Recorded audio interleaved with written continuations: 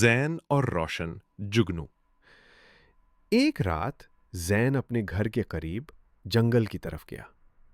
آسمان پر چاند ہلکی ہلکی روشنی دے رہا تھا اور جنگل بالکل خاموش تھا۔ اچانک زین نے دیکھا کہ پیڑوں کے بیچ کئی ننھی ننھی روشنیاں ٹمٹما رہی ہیں۔ وہ حیران ہو کر قریب گیا تو پتہ چلا کہ یہ جگنو ہیں۔ ان کے پروں سے روشنی نکل رہی تھی اور پورا جنگل کسی جادوئی بستی کی طرح لگ رہا تھا۔ زین خوشی سے تالیاں بجانے لگا۔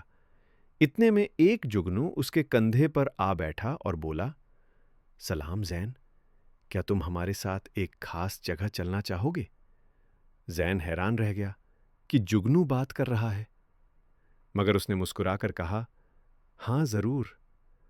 جگنو نے اپنے پروں کو چمکایا اور اڑنے لگا۔ زین اس کے پیچھے چل پڑا۔ وہ دونوں ایک گھنے درختوں کے جنگل میں داخل ہوئے اور پھر ایک بڑی گفا کے دروازے پر پہنچے۔ گفا بالکل اندھیری تھی، مگر جب جگنو اندر گیا تو اس کی روشنی سے راستہ چمک اٹھا۔ زین بھی اندر داخل ہوا۔ گفا کے اندر پتھروں کی دیواریں جگنو کی روشنی میں جگمگانے لگیں۔ وہاں رنگ برنگے پتھر ایسے چمک رہے تھے جیسے قیامتی خزانہ ہو۔ زین کی آنکھیں خوشی سے کھل گئیں۔ یہ کتنے خوبصورت ہیں، اس نے کہا۔ جگنو مسکرا کر بولا، یہ ہماری روشنی کی وجہ سے چمکتے ہیں، ہم چاہیں تو اندھیرے کو روشنی میں بدل سکتے ہیں۔